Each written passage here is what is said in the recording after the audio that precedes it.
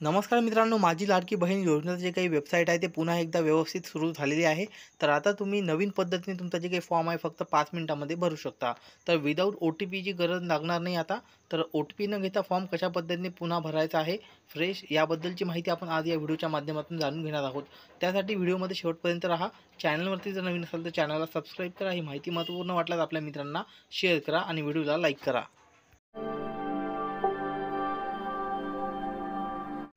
तर यासाठी मित्रांनो तुम्हाला या वेबसाईटवरती यायचं आहे. ते क्रिएट अकाउंटवरती क्लिक करायचं आहे. त्यानंतर आधार कार्ड जसं नाव आहे इंग्लिशमध्ये तसं नाव टाकायचं आहे. मोबाईल नंबर टाकायचा आहे. पासवर्ड टाईप करायचा आहे. तुमचं नाव @123. पासवर्ड कन्फर्म करायचा आहे. जिल्हा निवडायचा आहे तुमचा.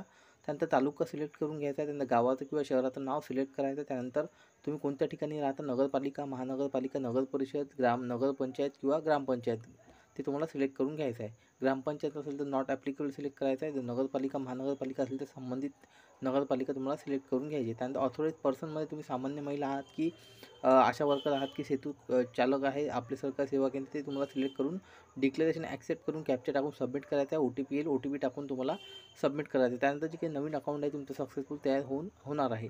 नवीन अकाउंट सक्सेसफुल झाल्यानंतर तुम्हाला लॉग इन करायचं आहे. लॉग इन करण्यासाठी लॉग इन पेजवर यायचं आहे. मोबाईल नंबर टाकायचा आहे. जो पासवर्ड तयार केला तो पासवर्ड टाकून कॅप्चा टाकून लॉग इन करायचं.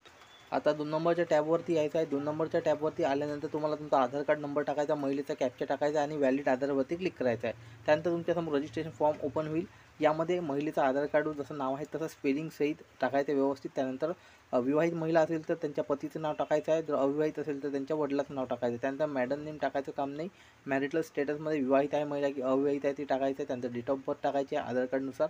विधवा महिला आहे का ते तुम्हाला टाकायचं आहे व्यवस्थित मॅरिटल स्टेटसमध्ये. त्यानंतर या महिलेचा जन्म महाराष्ट्रात झाला असेल तर येस करायचं आहे, आधी बॉर्न महाराष्ट्र, आणि पुढचे जे काही ॲड्रेस डिटेल आहे जे आधार कार्डवर आहे जसा पत्ता तसा टाकायचा आहे. जर महाराष्ट्राच्या बाहेर झाला असेल परप्रांतीय तर तुम्हाला नो करून त्याचा ॲड्रेस टाकायचा आहे. तर आता मी येस केलेला आहे. आणि जो काही ॲड्रेस आधार कार्डवर ॲड्रेस आहे तो जिल्हा, तालुका, गावाचं नाव, शहराचं नाव आणि जो काही ॲड्रेस जे काही महानगरपालिका असेल, ग्रामपंचायत असेल, कोणत्या ठिकाणी राहतात ते सिलेक्ट करायचं आहे. त्यानंतर तुमचं जे काही विधानसभा मतदारसंघ आहे ते सिलेक्ट करून घ्यायचं आहे.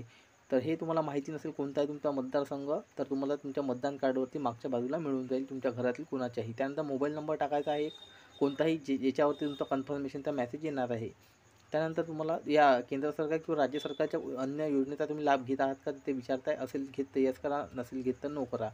घेत असाल तर त्याची माहिती देऊ शकता. ॲप्लिकंट बँक डिटेल द्यायची आहे, बँकेचं पूर्ण नाव, बँक अकाउंट होल्डरचं नाव, त्यानंतर अकाउंट नंबर टाकायचा, अकाउंट नंबर पुन्हा कन्फर्म करायचा आहे, IFSC कोड टाकायचा आहे. त्यानंतर वर जी काही तुम्ही बँक दिलेली आहे ती आधार लिंकला आहे का ते विचारताय. असेल तर येस करा, नसेल तर नो करा. जर तुम्हाला माहिती नसेल कसं चेक करायचं तर खाली तुम्हाला डिस्क्रिप्शन बॉक्समध्ये व्हिडिओ मिळेल, ते व्हिडिओ पाहून तुम्ही तुमचं चेक करू शकता. त्यानंतर डॉक्युमेंटमध्ये तुम्हाला आधार कार्डच्या फ्रंट साईड म्हणजे पुढचा भाग अपलोड करायचा, त्यानंतर बॅक साईड अपलोड करायची आहे. त्यानंतर डोमेशियल, बर्थ सर्टिफिकेट किंवा TC या तीनपैकी एक डॉक्युमेंट अपलोड करायचं आहे. त्यानंतर तुम्हाला रेशन कार्डच्या दोन्ही बाजू अपलोड करायच्या, फ्रंट साईड आणि बॅक साईड. रेशन कार्ड नसेल तर इन्कम सर्टिफिकेट देऊ शकता, उत्पन्नाचा दाखला. त्यानंतर हमीपत्र अपलोड करायचं, त्याचा तुम्हाला फॉर्मॅट खाली डिस्क्रिप्शन बॉक्समध्ये मिळून जाईल. आणि एक फोटो, तर फोटोमध्ये तुम्ही लाईव्ह फोटो अपलोड करा, मी तुम्हाला सजेस्ट करेल जास्तीत जास्त. जर नसेल शक्य होत तर मग पासपोर्टसुद्धा तुम्ही करू शकता. तर स्टेप बाय स्टेप तुम्हाला डॉक्युमेंट अपलोड करायचे. त्यासाठी अपलोड डॉक्युमेंटवरती क्लिक करायचं आहे, डॉक्युमेंट सिलेक्ट करून अपलोड करायचे. त्यानंतर व्ह्यू फाईलवरती क्लिक करून तुम्ही डॉक्युमेंट पाहू शकता.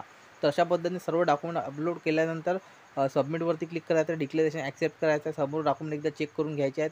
त्यानंतर सबमिटवरती क्लिक केल्यानंतर तुमची जी काही फॉर्म आहे तो पूर्ण दिसेल. तुमचा फोटो, तुमची जी काही बेसिक डिटेल असेल, ॲड्रेस डिटेल, संपूर्ण माहिती चेक करून घ्यायची आहे, बँक डिटेल वगैरे.